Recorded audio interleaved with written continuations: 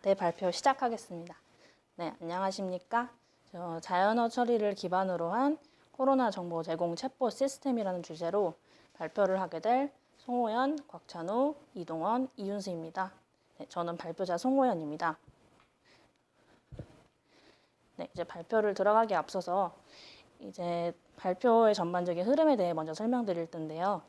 먼저 서론을 통해 이제 전반적인 시스템의 설계에 대해서 설명을 드리고 본론에서 시스템을 기획하게 된 이유와 기획 및 구성에 대해 설명드리겠습니다. 그리고 챗봇 설계 및 동작을 설명드린 다음에 결론으로 마무리 짓도록 하겠습니다.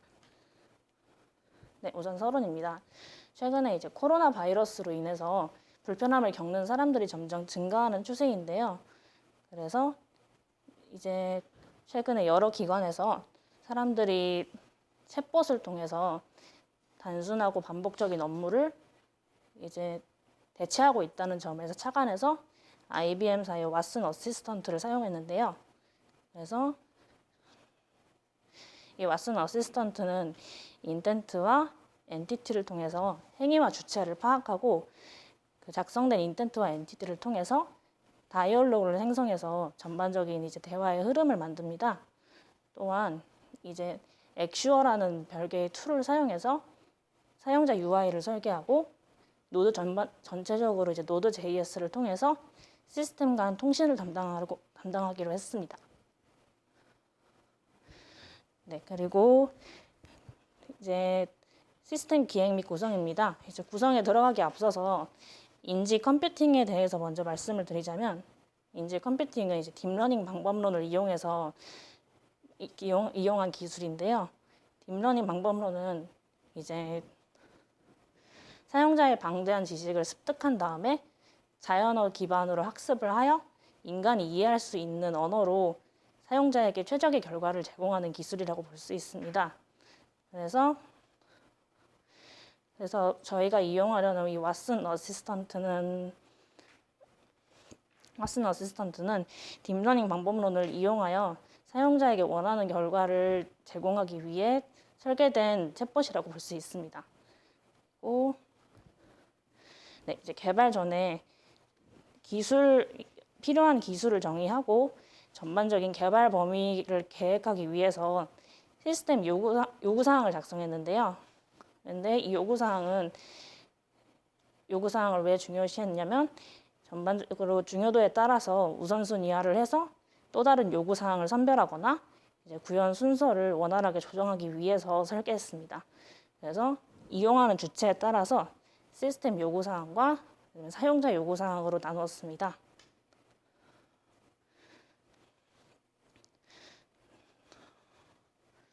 네, 앞서 작성한 요구사항을 토대로 시나리오를 작성했는데요. 시나리오는 이제 챗봇을 후에 설계할 때 만들 다이얼로그의 전반적인 완성도를 검증할 때 사용됩니다. 그래서 챗봇이 제공하는 기능과 그리고 사용자가 행할 수 있는 다양한 결과를 예측하게 해주는 도구라고 볼 수 있습니다. 그리고 이제 챗봇 및 설계 및 동작에 대해서 설명드릴 텐데요. 챗봇의 설계 또한 앞서 작성한 요구사항과 다이얼로그를 바탕으로 시나리오를 바탕으로 구현됩니다. 그래서 챗봇은 노드 JS를 통해 작동되며 그리고 사용자와 어시스턴트 사이에서 원활한 설계가 이루어지도록 도와줍니다. 우선 사용자가 먼저 채팅창에 질의문을 입력하면 Node.js는 이제 왓슨 어시스턴트 내에 있는 자연어 처리 API가 동작하도록 명령을 내립니다. 그래서 왓슨 어시스턴트는 앞서 말씀드린 것처럼 인텐트와 엔티티를 파악하여 다이얼로그를 생성하고 그에 알맞은 이제 문장을 만들어서 Node.js에게 처리 결과를 리턴합니다. 그래서 기존에 이제 챗봇과 연동되어 있던 Node.js는 이제 데이터베이스를 통해서 만약에 사용자가 찾는 정보가 이제 데이터베이스에 있을 경우 내용을 검색해서 데이터베이스는 일치하는 내용을 다시 Node.js에게 리턴을 합니다. 그래서 최종적으로 사용자는 Node.js를 통해서 원하는 질문에 대한 답변을 받아볼 수 있습니다. 이 그림은 왼쪽 그림에서는 이제 사용자 요구사항을 바탕으로 웹에서 제공할 기능을 파악해서 짧은 키워드로 인텐트 네임에 담고, 그다음에 인공지능의 학습을 통해서 사용자가 질문할 만한 예제에 대해서 답변을 입력하는 과정입니다. 그래서 앞서 작성한 인텐트를 통해서 다이얼로그를 만들고 이제 자연스러운 대화의 흐름을 생성한다고 볼 수 있습니다. 이제 오른쪽 그림은 앞서 작성한 다이얼로그를 통해서 만들어 본 챗봇 데모 화면인데요. 먼저 이 화면에서 이제 피해 지원 대상이 궁금해요라는 질문을 입력했을 때 이제 엔티티와 인텐트를 통해, 엔티티는 이제 문장의 키워드가 될 수 있는 단어들인데 지원과 정책이라는 키워드를 추출하고, 그다음에 피해로 인한 지원이라는 이제 질문의 의도를 파악합니다. 그래서 원하는 답변을 얻어볼 수 있고요. 또한 이제 어시스턴트 내에서 죄송합니다. 어시스턴트 내에서는 이제 질문의 조건에 따라서 항목을 여러 가지 추가하는 것이 가능한데, 이제 리턴된 답변을 확인하니까 사용자의 신분이나 소속에 따라서 다른 항목을 선택할 수 있도록 구성되어 있음을 확인할 수 있습니다. 네, 그리고 앞서 작성한 이제 인텐트를 바탕으로 해당 그림처럼 이제 다이얼로그 흐름도를 확인할 수 있습니다. 초기에 이제 인사 화면에서 입력하는 정보에 따라서 흐름도 안에 키워드를 찾아서 그다음에 그에 해당하는 답변을 출력하고, 그다음에 추가 정보 입력을 통해서 또 다른 추가 질문이 있을 때 다시 다이얼로그에 접근해서 알맞는 키워드에 따른 답변을 확인할 수 있는 것이 가능합니다. 그래서 이러한 흐름을 원하는 정보를 대화 형태로 얻을 수 있습니다. 다음 그림은 이제 최종적으로 구현한 웹 UI인데요. 사용자 편의에 따라서 메인 화면에 채팅창과 메뉴바로 이렇게 두 가지 구성을 했는데요. 대화창에 직접 질의문을 입력하거나 아니면 메뉴바를 통해 해당 페이지로 바로 이동할 수 있는 구성을 하였습니다. 네, 최종적으로 이제 결론인데요. 그래서 해당 챗봇 시스템을 통해 사용자가 원하는 정보를 웹으로 간편하고 빠르게 제공받을 수 있도록 설계하였습니다. 그래서 웹상에서 정보를 검색해서 수집하는 전통적인 방법에서 벗어나서 실제 대화를 통해서 전문가와 직접 소통하고 있다는 인상을 줄 수 있고요. 또한 이러한 상호작용을 통해서 친밀감을 높이고 그에 따른 많은 사용자의 증가를 기대할 수 있습니다. 또한 학습량에 따라 문장 인지 능력을 향상할 수 있고요. 코로나와 같은 유사 질병 대책에 대한 정보 제공 플랫폼으로 확장할 수 있는 방향으로도 기대할 수 있겠습니다.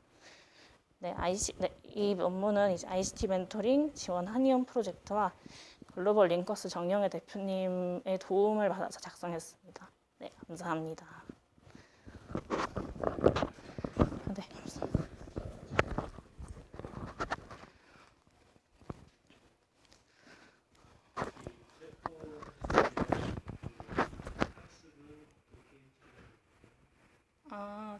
이게 처음에 이제 챗봇 설계할 때 어시스턴트를 이제 학습시키는 과정이 필요한데, 인공지능의 특성이 이제 투입하는 데이터 양에 따라서 이제 이제 리턴하는 그 결과의 정확도도 높아지는 그런 기술로 되어 있거든요. 그래서 우선 코로나 관련 정보 제공 챗봇이라는 주제에 맞게 사용자가 필요할 만한 이제 진짜로 찾고 있는 그 질문의 키워드가 무엇일까 이렇게 선별을 했습니다. 그래서 뭐 예방 수칙이나 그다음에 선별 진료소 또는 이제 일일 확진자 정보 등 이제 관한 것을 이제 인텐트로 따로 추출을 했고요. 또 그에 따라서 이제 질문을 많이 입력을 해서 그래서 그 질문 말고 조금 약간 변형한 식으로 질문을 해도 이제 그에 따라서 이제 유사한 질문이라는 것을 인지하도록 해서 알맞은 답변을 받을 수 있게 설계했습니다.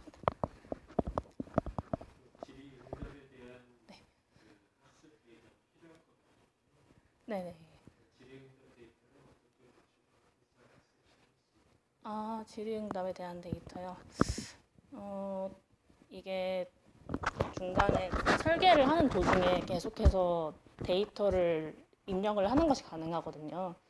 그래서 만약에 어떤 것에 대한 질문을 했는데 챗봇이 일단 학습량이 충분치 않아서 제대로 이해를 하지 못해서 내가 원하는 답변이 나오지 않았을 때는 따로 어시스턴트에 이제 데이터 추가하는 기능이 있더라고요. 그래서 기존에 입력한 데이터들과 좀 다른 질문인데 그래도 유사하게 해서 예제를 많이 입력을 했습니다. 그래서 입력한 데이터 양에 따라서 정확도가 달라지는 것을 조금 확인할 수 있었습니다.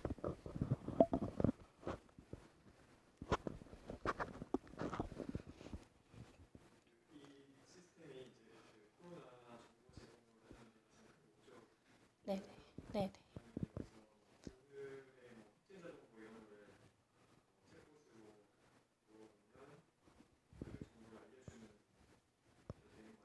네네.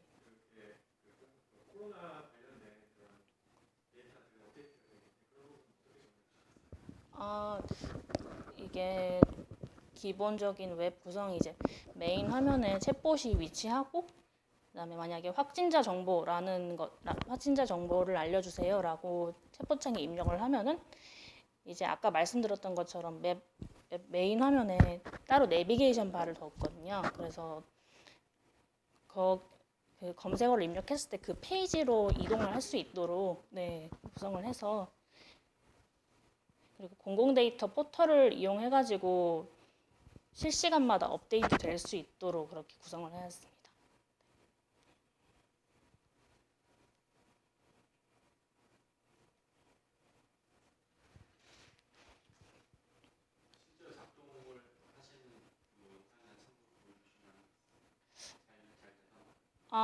네네. 지금 영상을 보여드릴 수 있으면 좋을 텐데 제가 그것까지 맞죠 PPT에 표를 못해서.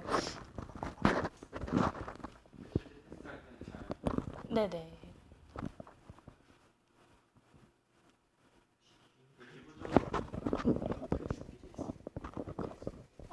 그 영상 링크가 따로 없어가지고.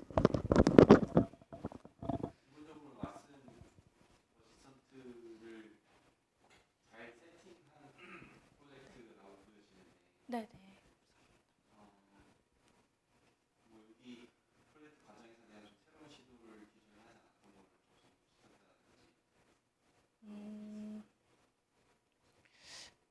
기존에는 처음에는 이제 만약에 내가 사용자라고 생각하고 이 챗봇을 이용했을 때 어떤 질문을 넣으면 이제 해당 답변이 나오는데 보통 이제 리턴되는 답변을 형식을 조금 제 스스로 약간 제한했던 것 같습니다. 그냥 간단한 텍스트문 정도로 했었는데 이 어시스턴트를 조금 더 자세히 살펴보니까 다양한 미디어 형식으로도 이제 제공을 받을 수 있더라고요. 그래서 저희가 이제 초반에 뭐 예방법 알려주세요라는 질문을 입력을 했을 때 단순하게 이제 줄글로 나열된 그런 식이 아니라 실제로 이미지를 삽입을 해가지고 조금 더 텍스트보다 좀 더 효과적인 지식을 알릴 수 있게 그렇게 설계를 할 수 있구나 이런 것을 느꼈습니다. 네. 단순한 텍스트뿐만 아니라 뭐 GIF나 뭐 JPG 같은 형식으로도 답변을 눌러받을 수 있는 걸 확인할 수 있었습니다.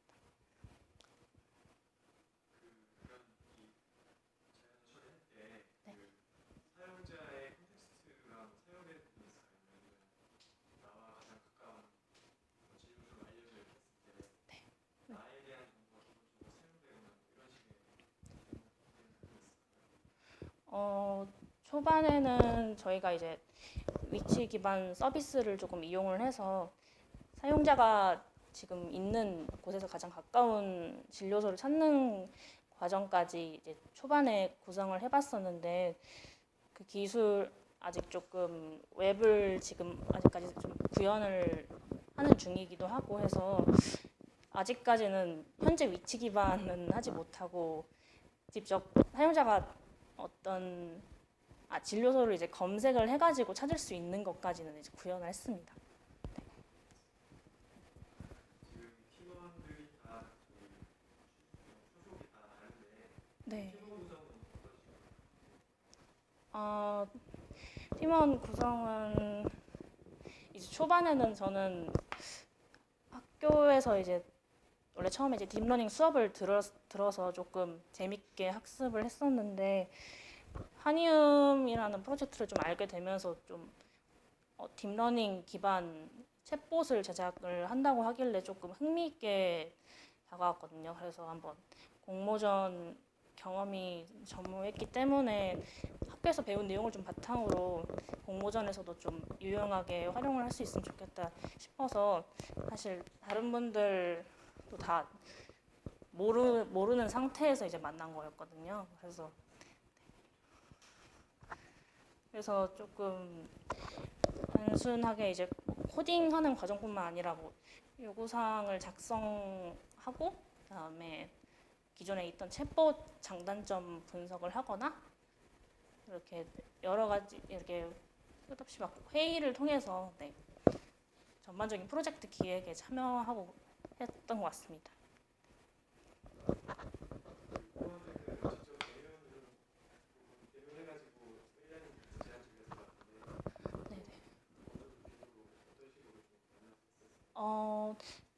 이제 한 올해 내내 코로나 때문에 확실히 대면 만나서 이제 회의를 하는 것은 되게 쉽지 않았기 때문에 보통 이제 좀 비대면 화상 채팅 같은 거를 저희는 좀 많이 이용했었습니다. 그래서 보통 한 달에 한 번씩은 이제 멘토님이랑 회의를 하는 시간을 가지고 또 다른 한 주는 저희 팀원들끼리만 회의해가지고 이제 그 다음에 멘토님에게 보여드릴 자료를 따로 정리한다거나 이런 식으로 토의하는 시간을 많이 가졌던 것 같습니다. 한 달에 한 2번 정도는 비대면 회의를 꾸준히 가졌습니다. 네.